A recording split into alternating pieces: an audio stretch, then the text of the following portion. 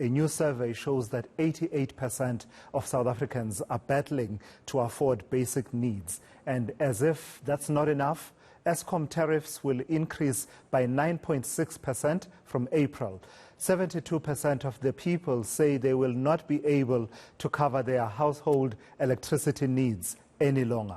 According to the Debt Rescue survey, consumers say they've had to cut their budgets for basic goods and services sharply to manage increased living costs. Most say they do not have enough money. To discuss more on this, I'm joined now by Debt Rescue COO Annaline van der Poel. Annaline, thank you for joining us. Just the key highlights. I mean, it's one thing. Every month we are given the statistics about inflation. We have projections of which direction the fuel costs will take, and annually we have this revision of the rates at municipal level, but also what Eskom has been granted by way of an increase, etc. But you've done a survey. Just tell us what are the key learnings from that survey that have to do with the ability of South Africans to cover basic costs, let alone luxuries. Thank you so much for having me. Yes, the reality is, we see this in practice, but we've also seen now very similar results in our survey that we've done. Consumers have had to make extensive changes to their budgets over the past, for a couple of years, but especially since we've started with the lockdown levels for specifically aimed at COVID. And what's happened is now is people they've changed, made adjustments to their budgets, cut down on living expenses, luxuries, etc., etc. But the reality is there's very little to go around anymore. I mean, if you look at just last year, we saw fuel price go up by over 30%. We're expecting a massive increase next week. And a lot of the, are factors beyond our control. We look at the current tension between Ukraine and Russia. That is definitely a massive factor at the moment and could continue to be so for some time to come. But on a consumer level and what this does to their budget, it leaves them with very, very little room to maneuver. There's little that they can cut anymore. And I mean, we've seen that 88% have said that they've had to make drastic changes to their budgets on basic goods and services. And 76% say they're going to struggle to cover any increases, whether it be, 9.5%, which is way above the inflationary targets set for, by the Reserve Bank at the end of the day. It's having a massive, massive impact on consumer budgets. I imagine, Annaline, given your specialty at Debt Rescue, that you also wanted to tie it in with the debt situation in households and for individuals. If individuals and households are struggling to meet the basic needs, I only imagine that this also has implications for how they will be or are currently able to cope with debt that they have. Absolutely. I mean, for most consumers, or many consumers, but I think we can almost say most, it's a juggle right now between, do I pay my debt or do I put food on the table? We're seeing this specifically, rearing its head in terms of how consumers are approaching their monthly budget. Because, for example, if they've now had to look at, for example, they're honoring their debt repayments to the best of their abilities, often there's more month than there is money, and they're having no alternative but to go and approach a short-term loan to cover the shortfall to reach the end of the month, to put food on the table. I mean, that's not sustainable. It's a very, very difficult situation being faced by consumers right now. Sure. And it doesn't seem like the situation will improve, as you say. I mean, at the last figures released by the Reserve Bank, we were talking inflation of some 5.7%, which is very close to the upper limit of that band of 3 to 6% in as far as inflation is concerned. Are we worried that the situation could deteriorate even further, certainly in as far as affordability of the basics?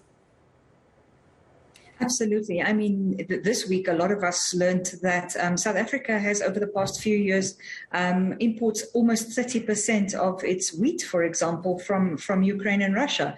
Now, again, we look to that and we go, the fears are there currently that if this situation there continues, what would this do for the world? What would this do for us as a country? Because we're very reliant on wheat products, in the simplest form, in bread, which is a staple in many households. All of these things just keep adding up. Like I said, we've got a fuel price coming. We've got the electricity price, which is now confirmed at 9.6%. It just keeps snowballing. Consumer budgets increases, if they are even happening in salaries, are definitely not keeping up with the real cost of life right now. Annaline, I'm wondering, at some point in the early part of the lockdowns, as the impact on the economy was becoming, quite apparent to everyone, there were a number of interventions that were introduced. There were these, provisions that you could approach your bank or your creditors and basically ask them for reprieve for a month or two, a couple of months, etc. And I think those ran their course. I'm wondering if, given the realities you are painting now, we are at a point where some of those have remained and perhaps give consumers some reprieve, or alternatively, we could be at a point where we should be having a conversation about reintroducing these, given the realities of where we are at the moment economically. Well, that's a very interesting point. So no, very few of them, if at all, are still in place. Obviously, they were applicable in a period where people were faced by the direct impact, for example, of the hard lockdown, where industries were shut down, people couldn't work, etc. Obviously, we're currently sitting in very, very lighter, much lighter restrictions in comparison to back then.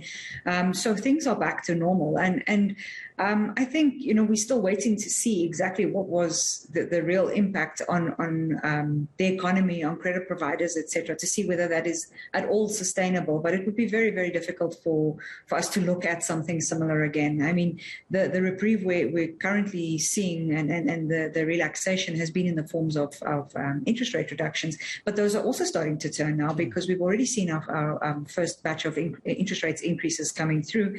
And from all predictions so far from the experts in this area is that that's going to continue through this year as well. So possibility of that, I think, is probably going to be very, very slim of such measures being put into place again.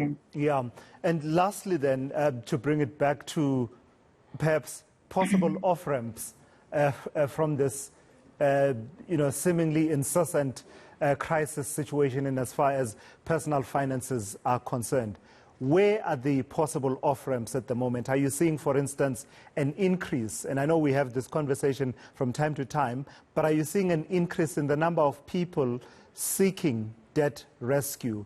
And is that helping people to cope, at least, even if it's to keep issues at abeyance for a moment until I can figure out a plan?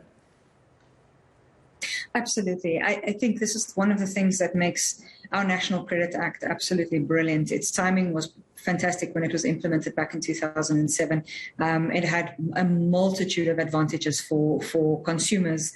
It gives a lot of protection, and one of them is obviously debt counseling. And debt counseling is there specifically to assist over-indebted consumers. And the best way to know if you're over-indebted is go and do that budget, look at your income, look at what you need for your living expenses, and look at your monthly minimum debt repayments. If you can't afford to pay your monthly minimum debt repayments after you've covered your living expenses, you are most likely over-indebted and you need help from a debt counselor. Debt counselors are there to help repay your debt and prevent legal action by repaying your debt over a longer period of time, but at a lower installment that you can actually afford. So it's a fantastic method to assist consumers who are struggling financially. And I know I had said that was my last question, Annaline, but I'm also just thinking that, is there need for caution, a word of caution to be sounded to the credit providers to say, these are truly difficult times for South Africans. I mean, the figures we are citing, 88% South Africans